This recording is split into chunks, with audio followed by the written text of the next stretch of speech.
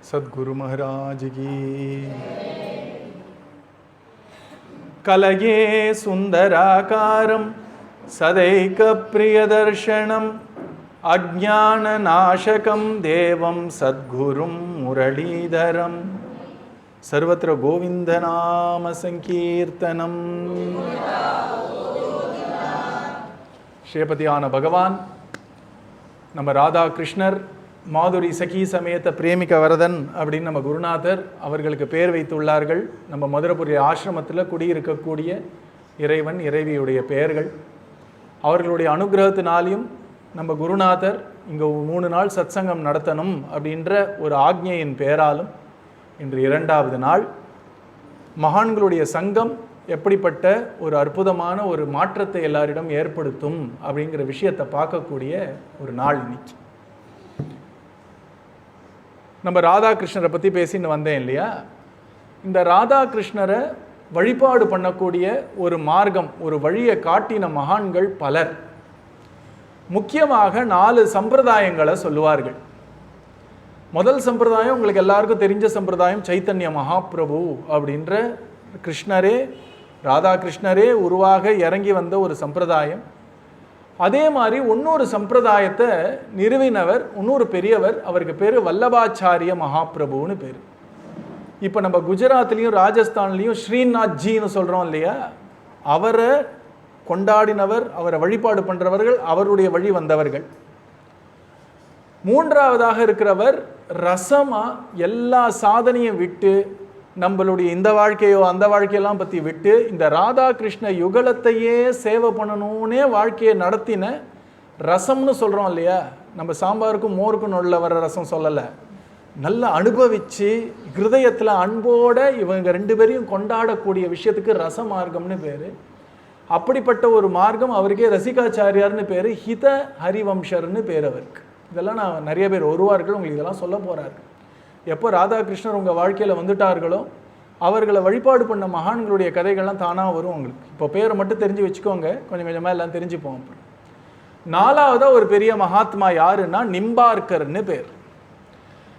ஒரு பெரிய ரிஷி இருந்தார், அவருக்கு ஆருணின்னு பேர். இந்த ஆருணுன்ற ரிஷி ரொம்ப நாள் முன்னாடி, இது ஒரு பல 1000 வருஷம் முன்னாடி, அவருக்கு என்னன்னா எல்லா வேதத்தையும் படித்தார், வேதாந்தம் படித்தார், எல்லாம் படித்தாலும் ஏதோ ஒன்று அவருக்கு ஹிருதயத்தில் ஏதோ ஒன்று விட்டு போச்சேன்னு ரொம்ப கஷ்டப்படுறார். அப்போது உண்மையாக நீங்கள் பிரார்த்தனை பண்ணால் குரு தானாக உங்கள் வாழ்க்கையில் வருவார். இதெல்லாம் நீங்கள் பார்த்த விஷயம். சாமானியம் நம்ம ஒரு உலக வாழ்க்கைக்கே ஒரு கஷ்டம் வரும்பொழுது எனக்கு வழிகாட்டுவார் யாரும் இல்லையான்னு நம்ம கேட்கும் பொழுதே பகவான் ஒரு குரு அனுப்புவான். நம்ம இக வாழ்க்கையை, நம்மளுடைய இந்த உலக வாழ்க்கையை சரி பண்ணால் தான் ஆன்மீக வாழ்க்கையில் சரியாக இருக்க முடியுங்கிறதுனால, உலக வாழ்க்கையிலேயே ரொம்ப கஷ்டப்பட்டால் நமக்கு நாமா சொல்லணும்னு தோணாது, பூஜை பண்ணணும்னு தோணாது, கிருஷ்ணருக்கு 2 பூவை சாத்தணும்னு தோணாது. அதனால இதெல்லாம் பண்ணணுங்கிறதுக்காக பகவான் என்ன பண்ணுவான்னா, இல்வாழ்க்கையில் இருக்கக்கூடிய கஷ்டங்கள் எல்லாத்தையும் போக்குறதுக்கு ஒரு மகான் அனுப்புவான். ஆனால் மகானுடைய காரியம் நம்மளுடைய ஒரு குடும்ப கஷ்டத்தை போக்குறது மட்டும் கிடையாது. அதை காட்டிலும் பெரிய கஷ்டத்தில் நம்ம மாட்டின்னு இருக்கோம். அறியாமைன்ற இருளில் மாட்டின்னு இருக்கோம்.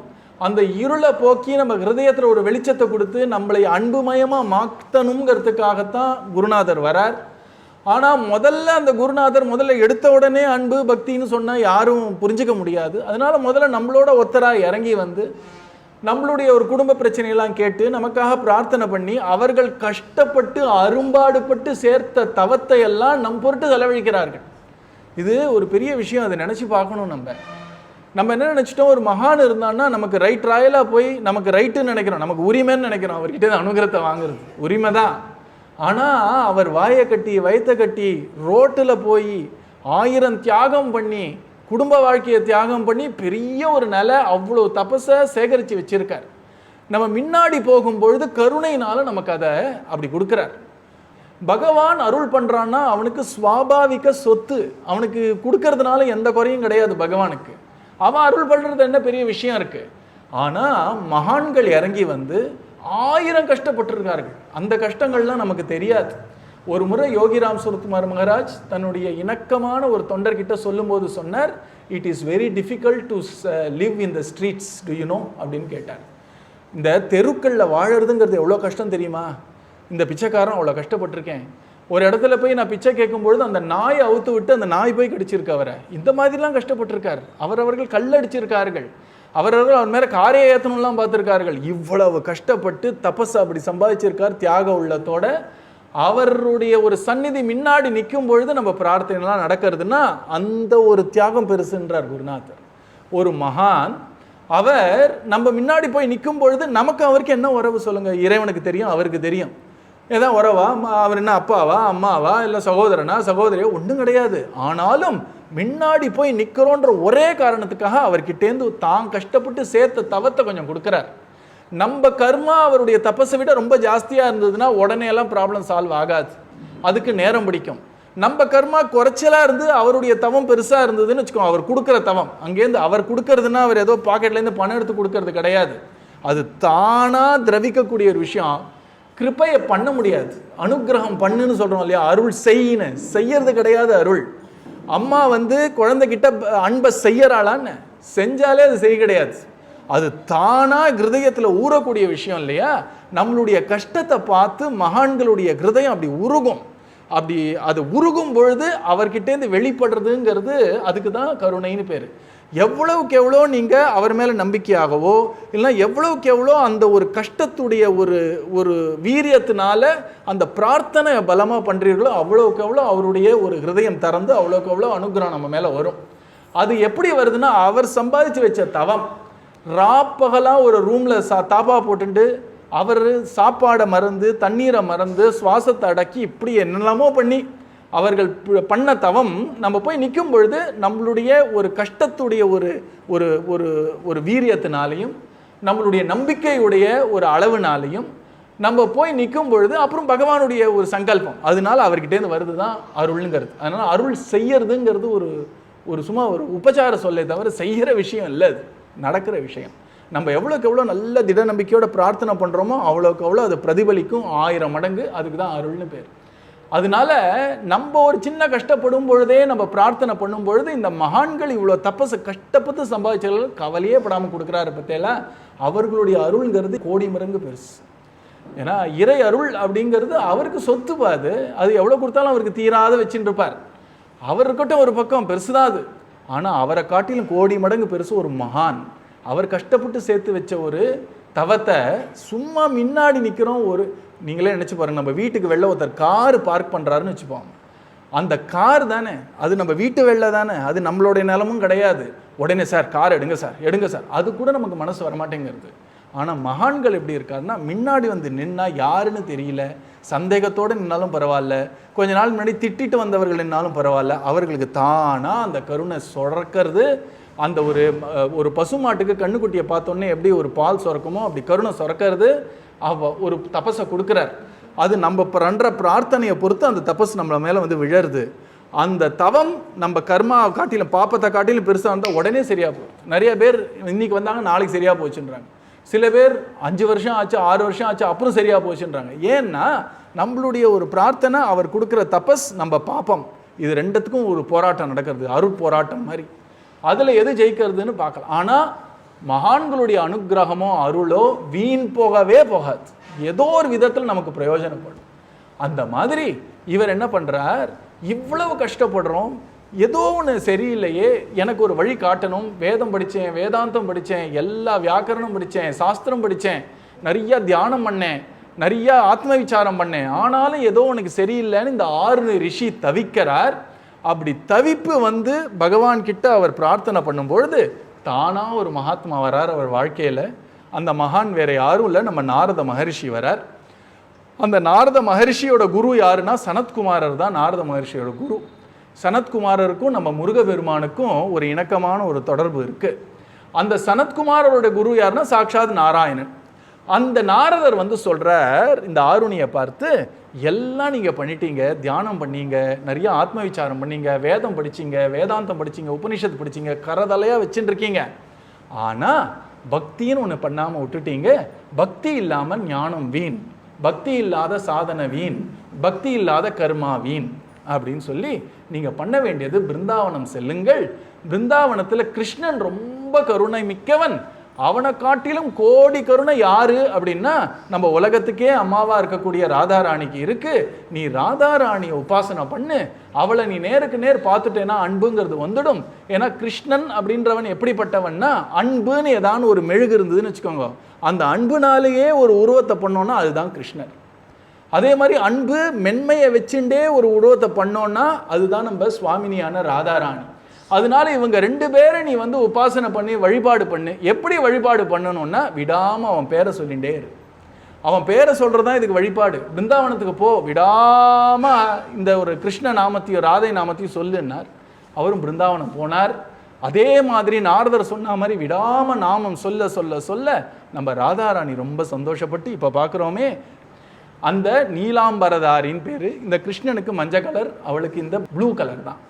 அந்த நீலாம்பலதாரியாக வந்தால் கண்களில் அப்படி ஒரு கருணை, அழகான மலர் விழிகளை திறந்து இந்த ஆருணிக்கு அனுகிரகம் பண்ணி ஒரு பெரிய ஆச்சாரிய புருஷராக ஆக்கினார். இந்த ஆருணி எப்படி நிம்பார்க்கர் அப்படின்ற பேர் வந்ததுன்னு சொல்கிறேன். இந்த ஆருணி என்ன பண்ணார், ஜென்ரலாக நீங்கள் பக்தியில் முழுகிட்டீங்கன்னா நேரம் காலம் போகிறதெல்லாம் தெரியக்கூடாது இல்லையா? அப்படி தெரிஞ்சதுன்னா அது பக்தியே கிடையாது, சாதனைன்னு பேர். இப்போது நம்ம ரொம்ப இன்ட்ரெஸ்ட்டாக ஒன்று பண்ணோன்னா நேரம் போகிறதே தெரியலையேன்றோம். ஒரு குழந்தையோட விளையாடுறோம், நம்ம குழந்தையோட விளையாட்டு சுவாரஸ்யத்தில் நேரம் போகிறதே தெரியாமல் போயிடும். அதே யாரான ஒருத்தர் 1 ஹவருக்கு 50 ரூபாய் இந்த குழந்தைய பார்த்துக்கோன்னு நர்ஸை உட்கார வச்சோன்னா கரெக்டாக டைம் பார்த்து தான் குழந்தையோட விளையாடுவாள். அந்த ஒரு பெண்மணிக்கு இது ஊதியம், அம்மாக்கோ இதுதான் பொழுதுபோக்கு. அம்மா நேரத்தையே பார்க்க மாட்டா, ஊதியத்துக்காக குழந்தைய பார்த்துக்கிறவன் நேரத்தை தான் பார்ப்பான். கரெக்டாக 2 ஹவர் ஆச்சா போட்டுன்னு கூப்பிடுவோம், ஆயிடுச்சுமா 2 மணி நேரம் கொடுமா 100 ரூபான்னு போயிட்டே இருப்பான். அதனால இப்போ பக்தியில் நம்ம இருக்கும் பொழுது நேர காலமே தெரியக்கூடாது. அப்படிதான் அவர் பக்தியில் ஈடுபடுவார், கிருஷ்ணரை பூஜை பண்ணுவார். பூஜை பண்ணும்போது எல்லாம் மறந்து போயிடும். டக்குன்னு கிருஷ்ணனுடைய வெண்ணெய் திருடுற லீலை ஞாபகம் வரும் அவருக்கு, டக்குன்னு கிருஷ்ணனுடைய ராசலீலை ஞாபகம் வரும், டக்குன்னு கிருஷ்ணனுடைய அந்த உரல் இழுத்துட்டே போனானே கண்ணன் அந்த லீலை ஞாபகம் வரும். அவர் மாட்டுக்கு பூவை போட்டுன்னு இருப்பார், தாமோதரா தாமோதரா தாமோதரான்னு போடுவார். இது அந்த மாதிரியான ஒரு பழுத்த பக்தியில் இருக்கார். அப்படி இருக்கும் பொழுது நல்லா ப்ராப்பராக வேதம் படித்த ஒரு அந்தனர் வந்தார், வீட்டுக்கு விருந்தாளியாக வந்தார். ரொம்ப முக்கியமான விஷயம் விருந்தோம்பல் அப்படிங்கிறது நம்மளுடைய சனாதன தர்மத்துக்கே ரொம்ப முக்கியமான ஒரு அங்கம். சாதுக்களோ இல்லைன்னா பசித்தவர்கள் யார் வந்தாலும் அவர்களுக்கு ஏதோ இல்லார் கொன்று ஈவதே ஈகைங்கிற மாதிரி யாருக்கெல்லாம் பசியோ அவள்லாம் அருகதை, அன்னதானத்துக்கு எல்லாருமே தகுதி. ஆனால் இவரோ எப்படிப்பட்டவர்னா, பெரிய நல்ல வேதம் படித்தவர், நல்ல நல்ல நியமத்தோடு இருக்கிறவர், கரெக்டாக அந்தந்த டைமுக்கு வேதத்தில் எப்படி சொல்லியிருக்கோ அப்படிலாம் எல்லா காரியத்தையும் பண்ணிட்டு இருக்கிறவர், நித்திய கர்மானுஷ்டானம்லாம் கரெக்டாக பண்ணிட்டு இருக்கிறவர். அவர் வந்தார், ரொம்ப சந்தோஷப்பட்டார். இந்த ஆருணியை உடனே கூப்பிட்டார், நீங்கள் அவசியம் எங்கள் வீட்டில் வந்து விருந்தோம்பலை ஏற்றுக்கொள்ள வேண்டும். அவசியம் ஏற்றுக்கிறேனே, வரேன். 2 பேரும் உட்கார்ந்தார்கள். இவரும் நல்ல கிருஷ்ண பக்தராக இருக்கார், இவரோ கிருஷ்ணரை நேருக்கு நேர் பார்த்தவர்கள். 2 பேரும் பேசுகிறார்கள்.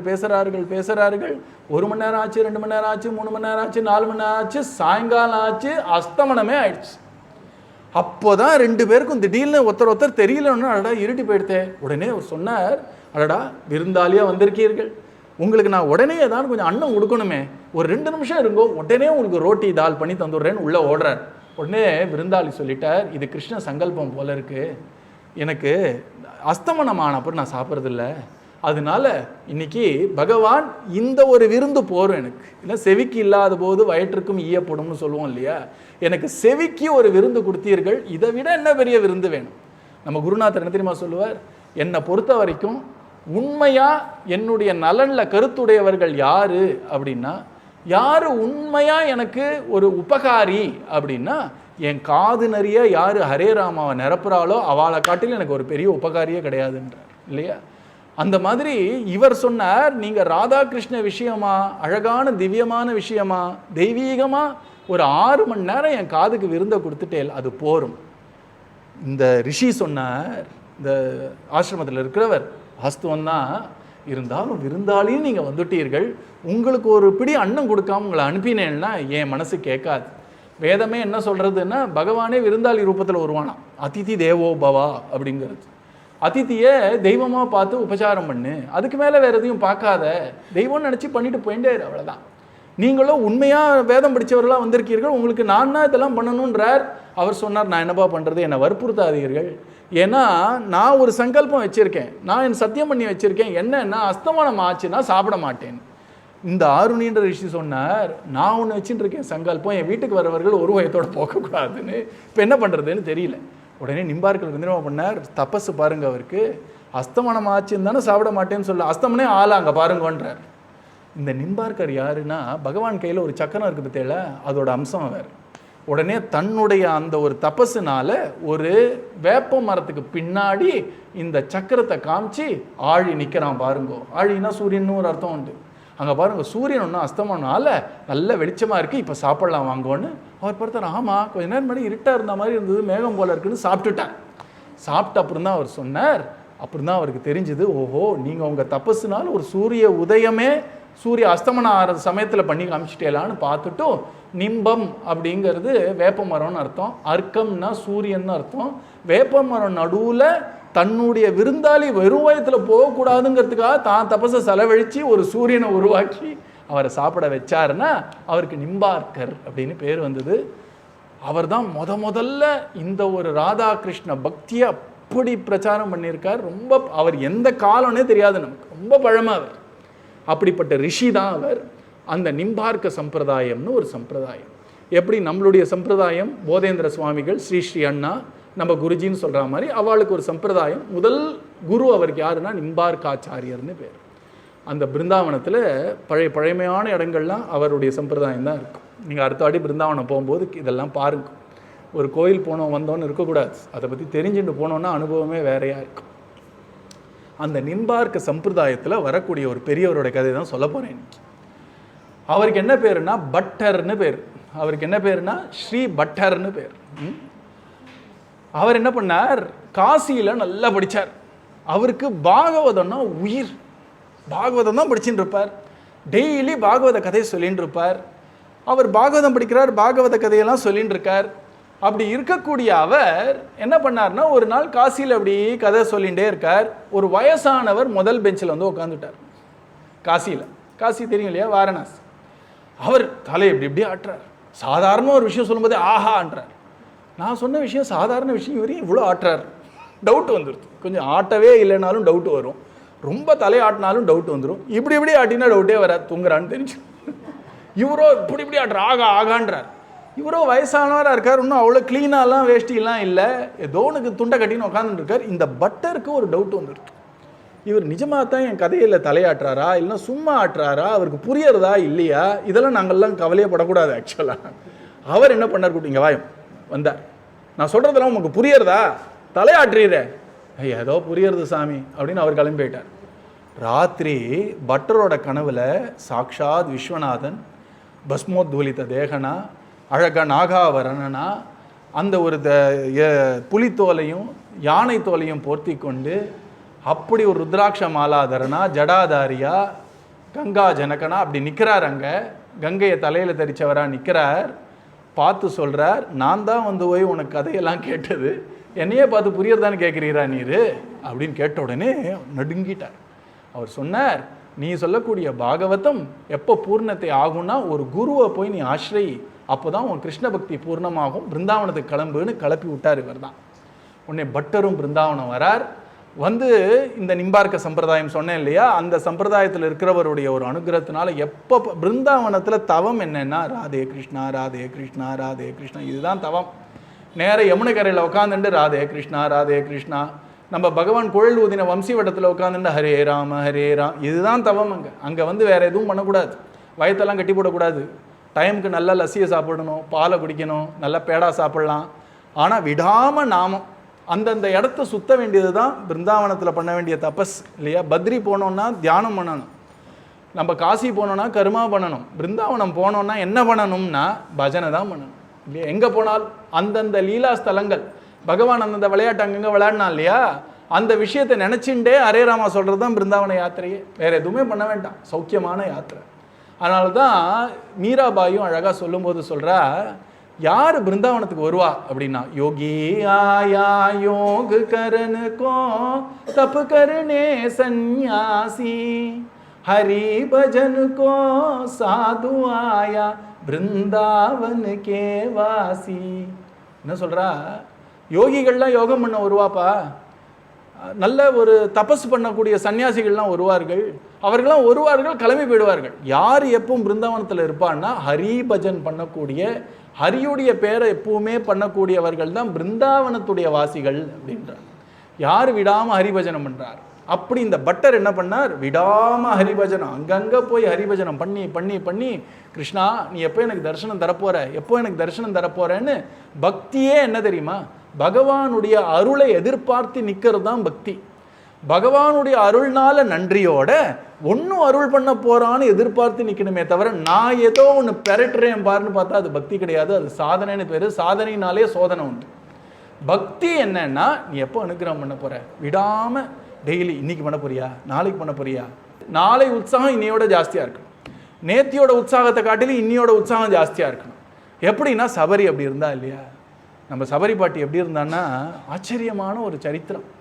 சபரி பாட்டி எப்படி இருந்தா அப்படின்னா முதல்ல வேடு வச்சு அவ நல்ல பார்க்கறதெல்லாம் அடித்து சாப்பிடக்கூடியவ. அவள் வாழ்க்கை முறையே வேற மாதிரி இருந்தது. ஏதாவது முயல் போச்சுன்னா நல்ல சாப்பாடு இன்னைக்குன்னு நினைச்சவ.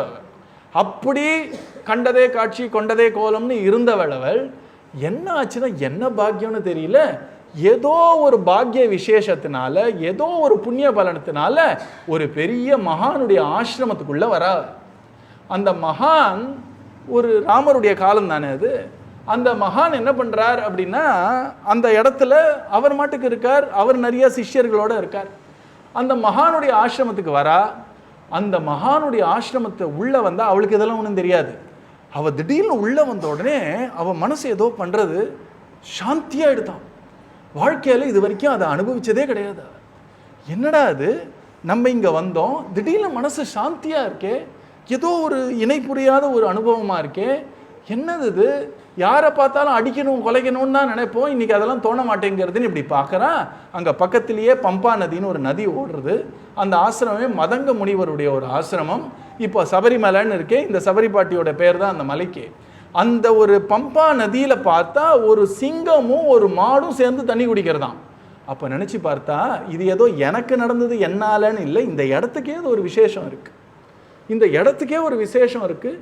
பரஸ்பரம் எதிரியாக இருக்கக்கூடிய, இயற்கையாகவே எதிரியாக இருக்கக்கூடிய இரண்டு விலங்குகள் சேர்ந்து அன்போடு இருக்கணும். இந்த இடம் விசேஷம் தானே. நம்ம அந்த மாதிரி எங்கேயானு பார்த்துருக்கோம்னா அந்த மாதிரி இடம் நம்ம பார்த்ததில்லை. அங்கே பார்த்தா இங்கே சிங்கமும் மாடும் அடிச்சுக்கும்.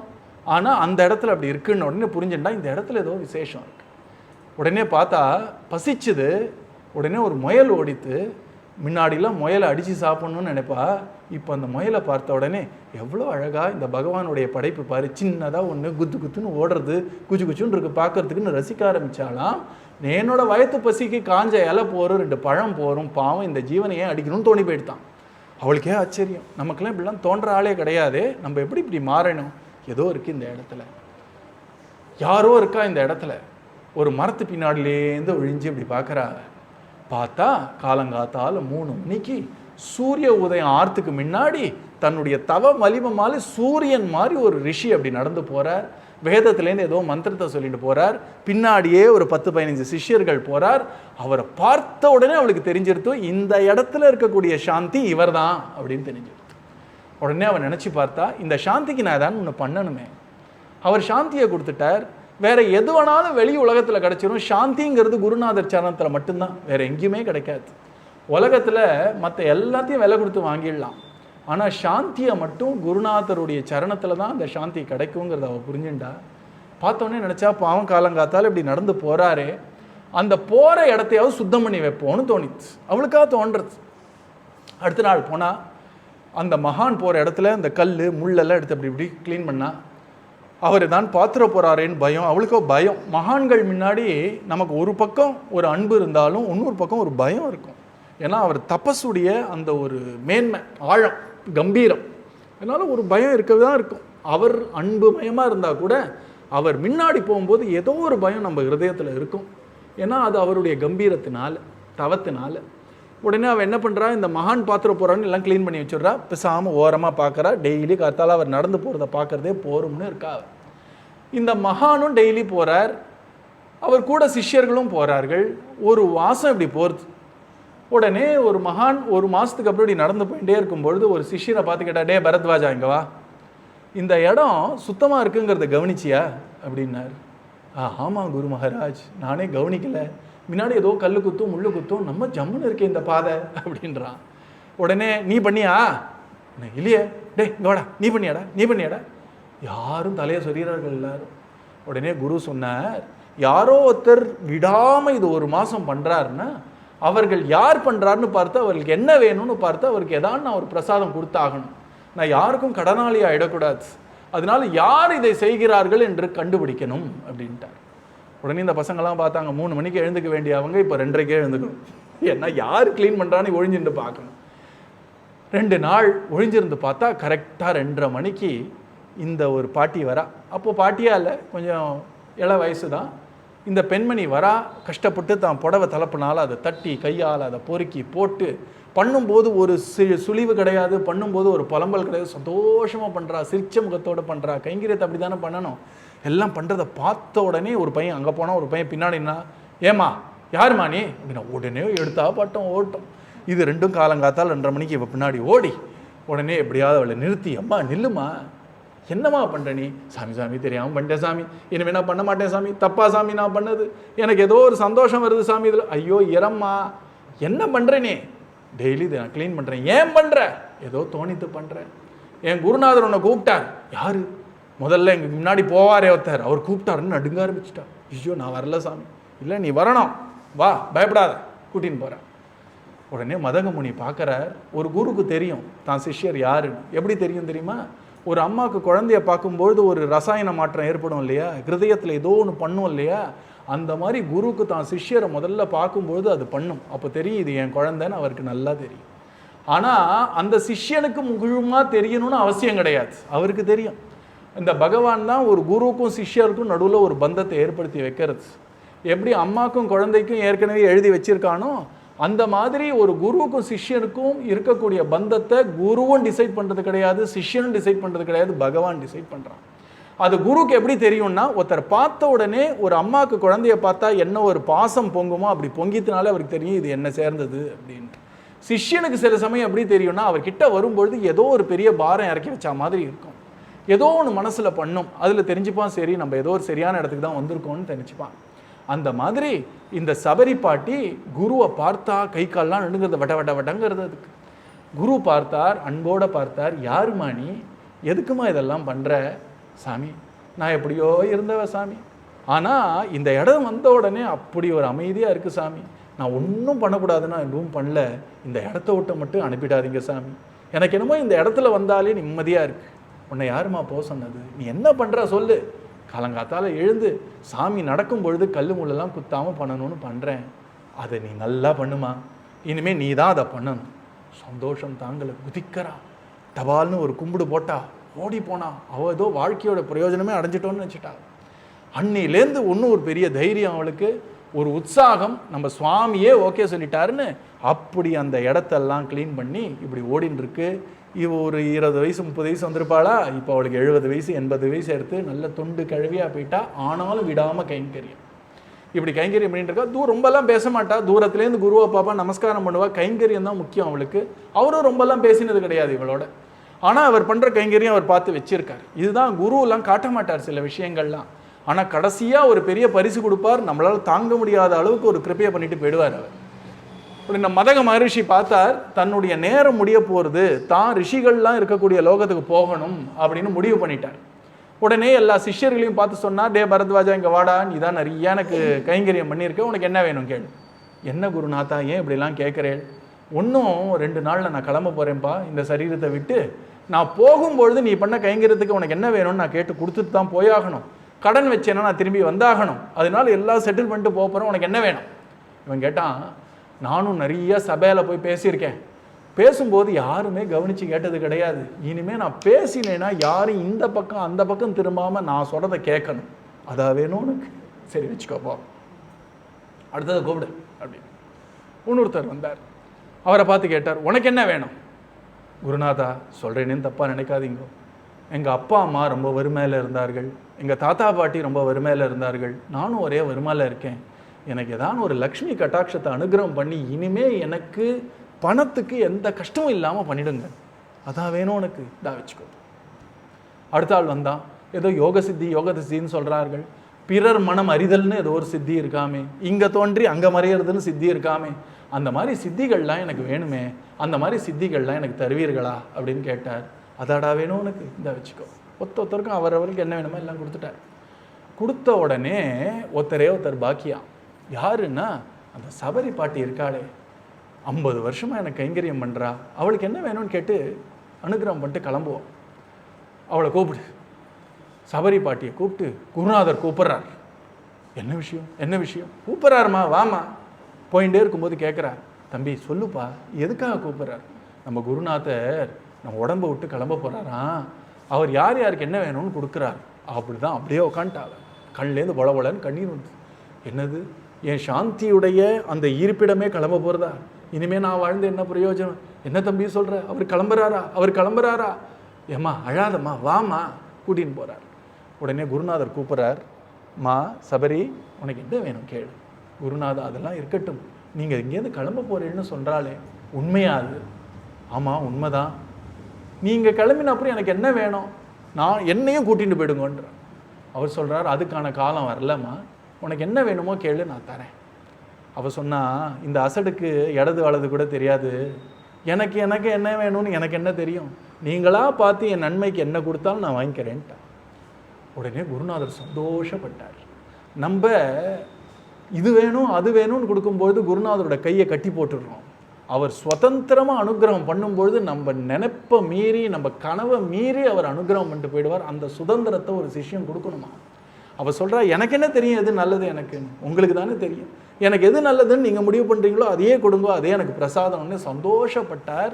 உனக்கு நான் பெரிய ஒரு ரத்தனம் வச்சுருக்கேன், அதை தரேம்மா, வாங்கிக்கிறியா அப்படின்னா. உடனே புடவை தலைப்படுத்தி இப்படி காமிச்சா, இந்த ரத்தனத்தை புடவை தலைப்பில் கொடுக்க முடியாது, காதோரமாக தான் கொடுக்கணும், உன் வலது காட்டை நீட்டுன்னார். அவளுக்கு வலது என்னன்னு தெரில, இடது என்னன்னு தெரில, முழிக்கிறா பெப்பேன்னு. இவரே காதை பிடிச்சார், இப்படி இழுத்தார். இழுத்து ராம ராம ராமன்னார். அவர் சொன்ன அந்த நேரம் ஒரு 120 வோல்ட் பாய்ச்சினா மாதிரி இருக்கு அவளுக்கு. அப்படியே புல்லரிக்கிறது, கண்லேருந்து பலபலன்னு கண்ணீர் வருது. அவர் சொன்னார், இதுதாம்மா நான் கொடுக்குற ரத்தனம், ராமர் விடாமல் சொல்லிட்டு. உடனே சபரி கேட்டா, சுவாமி நீங்கள் ஏதோ ராம ராமான்னு கொடுத்துருக்கீங்க, இதோட அர்த்தம் என்ன, இதோட பொருள் என்ன? அதை பற்றி நீ கவலைப்படாத, இதோட பொருள் உன்னை தேடிட்டு தானாக வரும், நீ விடாமல் இதை சொல்லிட்டு. உடனே கேட்டா. அப்புறம் அவள் சொன்னால், எவ்வளோ நாள் நான் சொல்லணும், எப்போ நான் உங்ககிட்ட வரப்போகிறேன்? நான் சொன்னேன் இல்லையா ராம ராமன்னு, அந்த பொருள் உன்னை தேடி வந்த அப்புறம் நீ என்கிட்ட வந்துடலாம். நீ அவரை பார்த்துட்டு தான் வரணும். நான் உனக்கு ஒன்று கொடுக்கணும்னு ஆசைப்பட்றேன், உனக்கு வேணா அதில் ஆசை இருக்கோ இல்லையோ எனக்கு தெரியாது, எனக்கு ஆசையாக இருக்குமா, அதனால நீ அதை முடிச்சுட்டு தான் வரணும்னு. சபரி உட்காந்துட்டா. அவளுக்கு தெரிஞ்சிருத்து, யாரோ ஒருத்தர் ராமர்னு வரப்போகிறார், அவர் வரும்பொழுது அவரை பார்த்துட்டு அவருக்கு ஏதோ விருந்தோம்பல் பண்ணிவிட்டு நம்ம கிளம்பணும்னு முடிவோடு இருக்கா இந்த சபரி. அதனால அவர் பண்ணுறார், ராமர் வரும்பொழுது என்ன பண்ணணும் அப்படின்னா, ஏதாவது பழம் கொடுக்கணும். அதுக்காக மெனக்கெட்டுண்டு ஒரு அழகான ஒரு தோட்டத்தை, பம்பா நதி தீரம், அவள் இருக்கிறது இங்கே, அது ஒரு 1 கிலோமீட்டர் தள்ளி ஒரு அழகான தோட்டம் போட்டால், அதில் அழகாக இந்த ராமர் கொடுக்க வேண்டிய கொய்யா பழமோ ஆரஞ்சு பழமோ இதெல்லாம் போட்டு வச்சா, நேந்திரம் பழங்கள்லாம் போட்டு வச்சுட்டு டெய்லி என்ன தெரியுமா பண்ணுவா, பழங்கள்லாம் பறித்து ஒரு கூடையில் எடுத்துன்னு வருவா. வீட்டுக்கு வெளில நல்லா, நேற்று சொன்னேனே மெழுகும் இட்டு அப்படின்னு, ஆனால் பொழுது புலர்வதன் முன்னம் அழகாக என்ன பண்ணுறான்னா, அலம்பி மெழுகும் இட்டு அங்கே எல்லாம் கோலம் போட்டு இன்றைக்கி ராமர் வரப்போகிறாருன்னு கூட நிறையா பழத்தோடு காத்துட்டுருப்பா. இங்கே விளையாடுற பசங்கள்லாம் பார்த்து சொல்லுவா, டே அம்பி, யாரானு ராமர்னு ஒருத்தர் வந்தார்னா வந்து சொல்லுடா எனக்கு, அவர் இன்றைக்கி வரப்போகிறாரா அப்படின்பார்.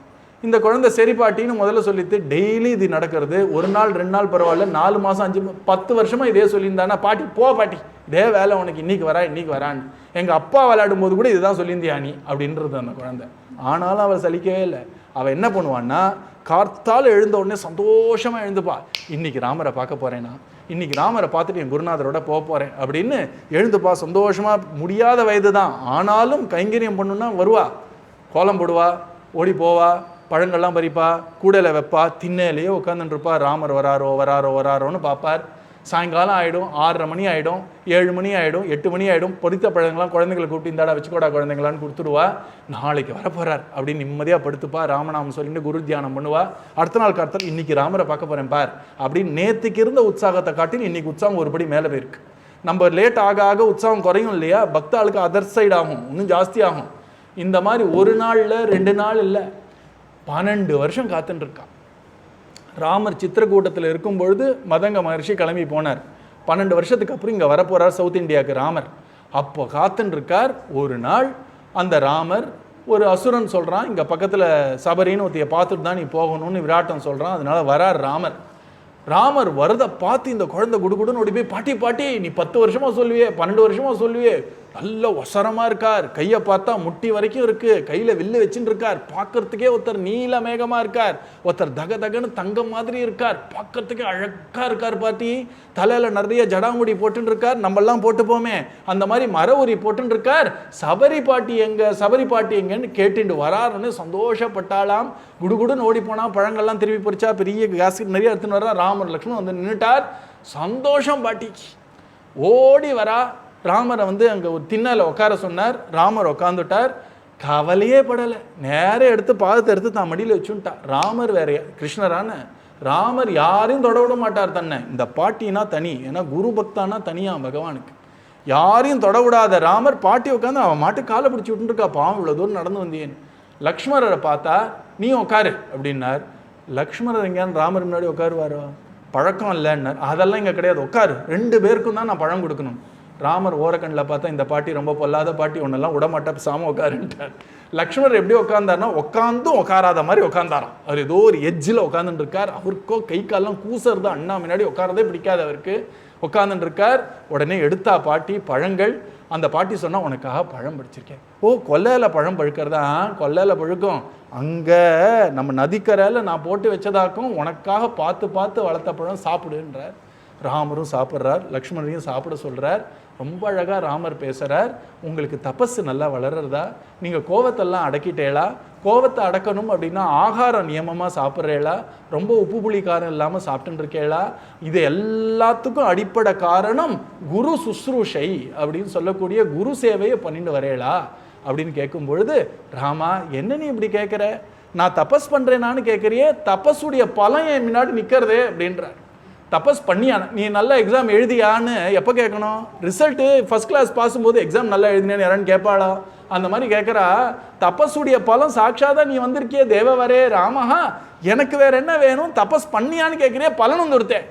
பாட்டி என்ன பாட்டி சொல்கிற? நானும் என்னுடைய மனையாளை தொலைச்சிட்டு காடு காடாக தேடின்னு இருக்கேன், என் ராஜ்யத்தை தொலைச்சிட்டு நடு ரோட்டில் நிற்கிறேன், என்னை பார்த்து தேவதேவன்றியே. இவர் உரிமையாக சொல்கிறா, ராமா நீ பொய் சொன்னாலும் சொல்லுவேன், என் குரு பொய் சொல்ல மாட்டார், என் குரு சொல்லியிருக்கார் நீ தான் பகவான், நீ தான் பகவான் சாமாயிட்டான். இதே பிரம்மா சொன்னார்னா அவர் அதெல்லாம் கிடையாதும்பார். இந்த பாட்டி குரு பக்த சொன்னேன்னா வார்த்தையே கிடையாது. உடனே ராமர் உட்காந்தார், அத்தனையும் சாப்பிட்டார், சந்தோஷப்பட்டார். பாட்டி ராமர் கையை பிடிச்சார், குடுகுடுன்னு ஊட்டி காமிச்சார். இங்கே தான் என் குரு உட்காந்துப்பார், இங்கே தான் என் குரு வந்து பூஜை பண்ணுவார், இங்கே தான் குரு வேள்வியை வளர்ப்பார், இங்கே தான் கார்த்தால இப்படி நடந்து போவார். ராமா அந்த பார்த்தியா, அந்த பாதையை தான் நான் தினக்கும் க்ளீன் பண்ணதுனால தான் எனக்கு இந்த ஒரு பெரிய பேர் கிடச்சிருக்கு, நீயே வந்து நிற்கிறேன்னார். லக்ஷ்மணருக்கு தலை சுத்த ஆரம்பிச்சிருச்சு. இது வரைக்கும் வாழ்க்கையில் ராமரை பார்த்துட்டும் ஒருத்தர் இன்னொருத்தரை பற்றி பேசினதா சரித்திரமே கிடையாது. ராமரை பார்த்தா எல்லாம் ஆன்னு உட்காந்துட்டு இருப்பார். இந்த பாட்டி ராமரை பார்த்து தான் குருவுடைய பெருமையை சொல்லிட்டு இருக்கான்னா அவ குரு பக்தி அப்படி இருக்கான். ராமரே பார்த்து ரசிக்கிறார். அத்தனையும் பார்த்தார். என் குருநாதர் கிட்ட நான் அழுதேன், நீங்க போயிட்டேன்னா இனிமே என் வாழ்க்கைக்கு என்ன பிரயோஜனம்னு குருநாதர் சொன்னார். உன் வரைக்கும் நான் இருக்கேன்னு காட்டின்னு இருப்பேன், கவலைப்படாதேன்றார். எப்படின்னா தன்னுடைய மர உரி இருக்கு இல்லையா, அதை நினச்சி வளர்த்தினார். உனக்கு தெரியும் இது ஈரமாகவே இருக்கும்னு. நான் வளர்த்த ஹவிஸில், நான் வளர்த்த அந்த வேள்வியில் இந்த நெருப்பு அணையவே அணையாது பார், நான் உன்னோட இருக்கேன்னு காட்டுறதுக்கு இந்த அடையாளங்கள்லாம் நீ வச்சுக்கோ அப்படின்னார். ராமர்கிட்ட அத்தனையும் காமிச்ச அப்புறம் சொன்னார், ராமா நான் என் குருவோட சேர வேண்டிய நேரம் வந்துருத்தோ, இப்படியே இரு அப்படின்னார். சபரி உட்கார்ந்தார். தன்னுடைய யோகத்தினால, ராமநாமம் சொன்னாலே பெரிய யோகினி ஆயிடலாம், அந்த யோகத்தினால தான் சரீரத்தை பஸ்மம் பண்ணிட்டார். நேர குரு அறைய போயிட்டார். வேதாந்த தேசிக சுவாமின்னு ஒரு பெரியவர் சொல்றார், சபரி மோக்ஷ சாட்சி பூதாக. சபரிக்கு ராமர் மோட்சம் கொடுத்தாருன்னு சொல்லணும் இல்லையா, அவர் சொன்னார் சபரிக்கு அவர் குரு மோட்சத்தை கொடுத்துட்டார், ராமர் சாட்சியா பார்த்துன்னு நின்றார் அப்படின்றார். அப்படிப்பட்ட சபரி அவ எப்படி மாறினான்னா, ஒரு சின்ன சத் சங்கம், ஒரு மகானுடைய சங்கத்துல அவ ஆசைப்பட்டு வரல, அவ எப்படியோ ஒரு பூர்வ ஜென்ம புண்ணியத்தினால அந்த இடத்துல போகிற மாதிரி நேர்ந்துருத்தோ, அங்க போன உடனே அந்த இடமே மாத்திருத்தோ அவரை. அதுக்கப்புறம் அவள் வாழ்க்கையை மாறி போயிடுத்து இல்லை. அதுதான் சத்சங்கம் பண்ணக்கூடிய ஒரு அழகு. நம்ம கேரக்டரையே மாற்றிட்டோம், நல்ல ஒரு தங்கமாக மாற்றிடும். அந்த சபரியோடைய கதையை மெனக்கெட்டுன்னு வால்மீகி சொல்கிறார். ஏன்னா அவரும் வேடுவராக இருந்துட்டு பெரிய ரிஷி ஆனவர். அதனால் அவருக்கு ரொம்ப ஃபேவரேட்டான ஒரு டாபிக். என்ன மாதிரியே ஒரு சபரி அவ்வளோ ஒரு வேடுவச்சியாக இருந்து அதுக்கப்புறம் இந்த சத்சங்கம் மதங்க மகர்ஷியோடைய கிருபையினால் இவ்வளோ பெரிய விஷயமா ஆனாருன்னு நம்ம குருநாதர் சபரியோட சரித்திரத்தை சொல்லும்போது முக்கியமாக என்ன சொல்லுவார் அப்படின்னா, சபரி மாதிரி நமக்கு உற்சாகம் இருக்கணும். பக்தியே உற்சாகம்தான். நம்ம உற்சவம்னு சொல்கிறோம் இல்லையா, உற்சவம்ன்ற வார்த்தை எங்கேருந்து வந்ததுன்னா உற்சாகத்துலேருந்து தான் வந்தது. ஒரு பக்தாளாக இருக்கிறவ எப்பவும் மூஞ்சியை தூக்கி போட்டுலாம் இருக்கக்கூடாது, எப்பவும் சியர்ஃபுல்லாக இருக்கணும், எப்பவும் சிரிச்ச முகத்தோடு இருக்கணும். பகவான் இருக்கான், நமக்கு என்ன குறை, முடிஞ்ச வரைக்கும் நம்ம வாழ்க்கையை வாழ்ந்துட்டு போவோம்னு இருக்கணும். எந்த ஒரு சவால் வந்தாலும் ஒடிஞ்சு போயிடக்கூடாது. யாரானு எப்படி இருக்கேன்னு கேட்டால் அதை ஏன் சார் கேட்குறேன்னு ஆரம்பிக்கூடாது. பக்தாலாம் அப்படி சொல்ல மாட்டேன், சௌக்கியமாக இருக்கேன் அப்படின்பா. அப்படி இருக்கக்கூடிய ஒரு உற்சாகம் தான் பக்திக்கு அடிப்படை. அந்த உற்சாகம் சபரி மாதிரி இருக்கணும். நம்ம நாமா சொல்லிகிட்டே இருக்கோம், அதுக்கு என்ன பலன்னா நாம சொல்கிறதே பலன். இன்றைக்கி நிச்சயமாக நமக்கு ஒரு பலன் கிடைக்கும் அப்படின்னு நம்ம இன்றைக்கி ஏந்துக்கணும். அடுத்த நாள் கார்த்தால அதே உற்சாகம் இன்னும் கொஞ்சம் உற்சாகத்தோடு எழுந்துக்கணும். இன்றைக்கி இன்னும் நம்ம முன்னேற போகிறோம் ஆன்மீகத்தில். இப்படி தான் நம்ம வாழ்க்கையில் நம்மளே தான் நம்மளை மேல் இழுத்துக்கணும். நம்மளை அதுக்கு உற்சாகம் தான் ரொம்ப முக்கியம். உற்சாகம் மட்டும் கைவிட்டு போயிடுத்து அப்படின்னா மொத்தமாக நம்ம மனசு மட்டும் ஒடிஞ்சு போகாது, ஆன்மீகத்துலேயும் ஜீரோவாக போயிடும் இல்லையா. சபரிக்கிட்டேருந்து உற்சாகத்தை கற்றுக்கோ அப்படிம்ப. அப்படிப்பட்ட சபரி சரித்திரமே எதை காட்டுறதுன்னா, நம்ம பகவான், நம்ம குருநாதர், அவர்கிட்ட நம்ம பண்ணக்கூடிய ஒரு பக்தி, அதில் கொஞ்சம் கூட உற்சாகம் குறையாமல் பண்ணோன்னா வாழ்க்கையும் நல்ல சுககரமாக இருக்கும். ஆன்மீகத்துலேயும் நம்ம முன்னேறலாம். மேலும் மேலும் நாமமும் நம்மளை பிடிச்சின்றோம். நாமம் நம்மளை பிடிச்சிக்கிறது வேற, நம்ம நாமத்தை பிடிச்சிக்கிறது வேற. நாமம் நம்மளை பிடிச்சிருத்துன்னா என்ன அர்த்தம்னா, நமக்கு எப்போல்லாம் அவசியமோ தானாக அந்த நாமம் நம்ம நாக்கில் வந்து நம்மளை ரட்சிக்கும். நடந்தது சொல்கிறேன். மதுரையில் ஒரு மாமி இருந்தா, விடாமல் நாம சொல்லிகிட்டே இருப்பான். ஒரு நாள் என்ன ஆச்சு, அவள் சன்னு வந்து எங்கேயோ வெளில போயிருந்தான் டூ வீலரில் வெளில போகும்பொழுது ஒரு 12:30 மணி இருக்கும், ஒரு கோடை காலம்தான் நினைக்கிறேன். அப்போ திடீர்னு அந்த மாமிக்கு எழுந்தா, ஏதோ மத்தியானம் படுத்துட்ட மாமி எழுந்து நேராக ஓடி போய் குருநாதர் ஃபோட்டோ முன்னாடி ஹரே ராம ராமர் எல்லாரும் சௌக்கியமாச்சுக்கோன்றான். ஏன் சொன்னேன்னு அவளுக்கே தெரில. அதே டைமில் அவள் சன்னுக்கு ஒரு ஆக்சிடெண்ட்டு, அவன் வந்து ரோட்டில் தள்ளப்பட்டான். அடுத்த பெரிய கனரக வாகனம் வரத்துக்கு முன்னாடி யாரோ ஒருத்தர் வந்து அவரை பிடிச்சி நிறுத்தி வச்சு அவர் ஹாஸ்பிட்டலில் அட்மிட் பண்ணிட்டு அப்போ ஃபோன் பண்ணுறான். அப்போது அந்த மாமி கேட்ட உடனே தூக்கி வாரி போட்டது, ஓடி போய் பார்த்தா ஹாஸ்பிட்டலில் சௌக்கியமாக இருக்கான், லேசாக அடிபட்டிருக்கு, ஸ்டிச்சு போட்டிருக்கான். அப்போ மாமி வந்து சொன்னா, குருநாதர் நிறையா வாட்டி சொல்லியிருக்க, நீ விடாமல் நாம உன்னால் முடிஞ்ச போதெல்லாம் சொல்லும்பொழுது சொல்லியிருந்தேன்னா நீ நாமாவை பிடிச்சின்னு இருக்க, ஒரு நாள் நாம உன்னை பிடிச்சிக்கும், உனக்கு எதான ஆபத்துன்னு வரும்பொழுது உன்னை மீறி அந்த நாமம் வாக்கில் வந்து அந்த ஆபத்துலேருந்து உனக்கு விடிவையும் கொடுக்குன்னு சொல்லியிருக்க, எனக்கு பிரத்யட்சமாக தெரிஞ்சதுன்னு இந்த ஒரு உதாரணத்துக்கு சொல்கிறேன். இந்த மாதிரி பல பேரோட வாழ்க்கை. அதனால நம்ம முடிஞ்ச போதெல்லாம் நாமா சொல்கிறது நம்ம நாமத்தை பிடிச்சிக்கிறது. ஆனால் போக போக என்ன ஆகும்னா நாம நம்மளை பிடிச்சின்றோம். அப்படின்னா என்ன அர்த்தம்னா, நமக்கு வேண்டும் வேண்டாம் தெரிஞ்சுன்னு தெரியாமல் தானாக நாம உள்ள ஓட ஆரம்பிச்சிடும். அப்போ எப்போல்லாம் நமக்கு ஒரு பெரிய கஷ்டம் மாதிரி வரும் பொழுது இந்த நாமமே தானாக மேலே வந்து கஷ்டத்துக்கு பரிகாரமும் பண்ணும். இது எல்லாத்துக்கும் அடிப்படை என்னென்னா சத் சங்கம். அந்த பாக்கியம் நம்ம எல்லாருக்கும் கிடச்சிருக்கு. ஒரு மகான் தன்னுடைய பூத உடலில் இருக்கும் பொழுது அவருடைய சேர்ந்து வாழறதே பெரிய பாக்கியம். நீங்கள் மகான்கள்லாம் பார்க்க ரொம்ப சாதாரணமாக இருப்பார்கள். ஒரு மகான்களுக்கு தான் மகான்களுடைய உயர்வு தெரியும். அவர்களால் ஆகாததே ஒன்றும் கிடையாது, ஆனால் பேசாமல் இருப்பார்கள். ஏன்னா அதுதான் மகான்களுடைய ஒரு பெருமை. தாம் தம் பெருமை அறியார்னு சொன்னேன் இல்லையா, அவர் பெருமையை அவர் வெளில காட்டிக்க மாட்டார். அவருக்கே கூட அப்பப்போ மறந்து போயிடும், சாதாரணமாக பேசின்னு இருப்பார். ஆனால் அவர்கள் இருக்கிறது தான் நமக்கெல்லாம் பெரிய பாக்கியம் இல்லையா. அதுவே பாக்கியம்னு வச்சுக்கோங்க. அவர் நம்மளை ஒரு முறை பார்த்துருக்கார், நம்ம அவர் ஒரு முறை பார்த்துருக்கோம். அவர் வந்து நம்மளுக்கு ஏதான ஒரு ஹரே ராமா வேறு எடுத்து வச்சிருக்காருன்னா இதுக்கு மேலே ஒரு பாக்கியம் வேண்டாம். பொறுமையாக இருக்கணும், விடாமுயற்சியோட நாமா சொல்லிகிட்டே இருந்தோம்னா அந்த நாமம் நம்ம வாழ்க்கையில் பண்ணக்கூடிய அதிசயங்கள்லாம் நினச்சி பார்க்க முடியாது. திடீர்னு நம்மளே மாறி போயிருப்போம். நாமா தான் அந்த அதிசயத்தை பண்ணியிருக்கு. அந்த நாமம் வேற இல்லை, நம்ம குருவுடைய அருள் வேற இல்லை. அந்த நாமத்தை விடாமல் பிடிச்சிட்டோன்னா போரும். அந்த நாமம் நாம் விடாமல் பிடிச்சிக்கணுன்னா அப்பப்போ சத்சங்கத்தில் இருந்துகிட்டே ஆகணும். விட்டு போயிட்டோன்னா உலகம் மயக்கிடும். நீங்களே இதை விட்டு ஒரு 4-5 மாதம் வெளில போயிட்டு வாங்க, நமக்கே மனசு டக்குன்னு நாமத்தில் ஈடுபடாது. ஏன்னா மனசு அப்படி இன்ஃப்ளூயன்ஸ் ஆகிடும். பரதன்னு இவ்வளோ கஷ்டப்பட்டதுக்கு காரணம் அழகாக நம்ம குருநாதர் சொல்வார். ராமரை விட்டு பிரிஞ்சு 12 வருஷம் பரதன் தான் மாமா வீட்டுக்கு போயிட்டான். கேக்கைய தேசம் போனான் இல்லையா, ராமரோடையே இருந்துந்தான்னா இந்த எந்த கேடும் வந்திருக்காது இல்லையா. அதுவும் ராமாயணம் காட்டுறது. ராமரை விட்டு கொஞ்ச நாள் போனதுனால 12 வருஷம் பிரிஞ்சு இருந்தானா எல்லா கேடுக்கும் காரணமாயிடுத்துன்னு ராமாயணத்தில் பல விஷயங்களை அப்படியே அழகாக எடுத்து சொல்லலாம். நடந்தது அப்படி தான் நடந்தது. மகான்கள் அதுலேருந்து அழகாக இன்டர்பிரேட் பண்ணுவா. அதில் ஒரு அழகான ஒரு இன்டர்பிரேட்டேஷன் தான் அது. அதனால முடிஞ்ச போதெல்லாம் சத்சங்கத்தில் இருக்கணும். மனசை மயக்கிடும் உலகம். அப்புறம் கொஞ்சம் அப்படி விளையாட்டாக போய் ரொம்ப கீழே அதல பாதாளத்தை தள்ளி விட்டுடும். நம்மளுடைய ஒரு நற்குணங்கள்லாம் போயிடும், நமக்கு இருக்கக்கூடிய நம்பிக்கையெல்லாம் போயிடும். அதனால சத்சங்கத்தில் இருந்துகிட்டே இருக்கணும், நல்ல விஷயங்களை கேட்டுகிட்டே இருக்கணும். எப்படி நல்ல சாப்பாடை சாப்பிட்டுட்டே இருந்தோம்னா உடல் நல்லா ஆரோக்கியமாக இருக்குமோ, அப்படி நல்ல விஷயங்களை கேட்க தான் மனசும் ஆரோக்கியமாக இருக்கும். நம்ம ஏதான ஒரு செய்திகள்னு எடுத்து பார்த்தா எல்லாமே எதிர்மறையான செய்திகளாக இருக்குது. அது போரும் விஷம் நமக்கு.